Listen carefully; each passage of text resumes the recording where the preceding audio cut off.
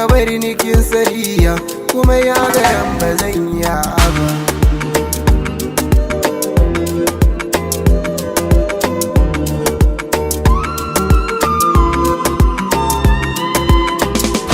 Shi lamari na duniya Fatima komai a hankali yake bi. In har na yi kuskure ya ke ce ke nuna inda zan bi.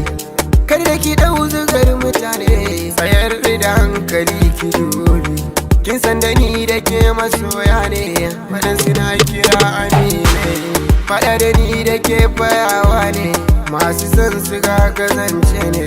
Waɗansu na farin cikin rayuwa, ko kuma na bakin ciki.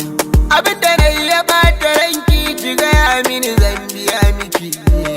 Idan da wacce rai yake so wallahi a zuciya ke ce na yi duba. Idan da wacce zuciya ke marari ke ce na zaɓi mai kyan haiwa. Idan da wacce so yake mini kawa ki zama tubalin duwa.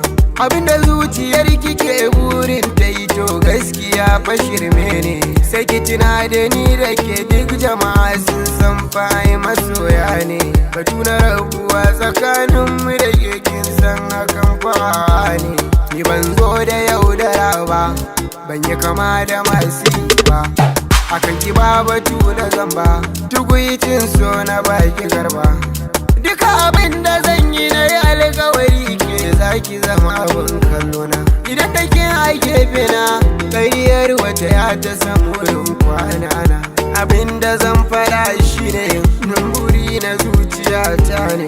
Kakin san abin da na yi alkawari junan mu ba rabewa.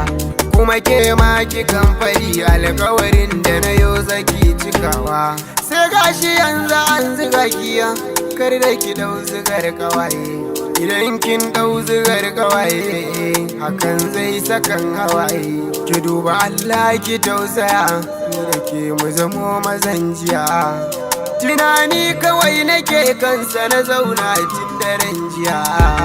Sai mu zaman na tsintsiya, kada a gan mu mun rabewa. Komai da ke nake ginawa, kin zama majingina abin kallona. In ba bike a rayuwata, bakin ciki zai zamo abin dubana. Yarda da ni Fatima kan san kikin ga zautuwa nake.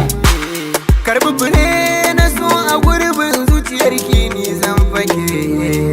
Fatima daure ki bani dama, daure ki bani dama, bani dama.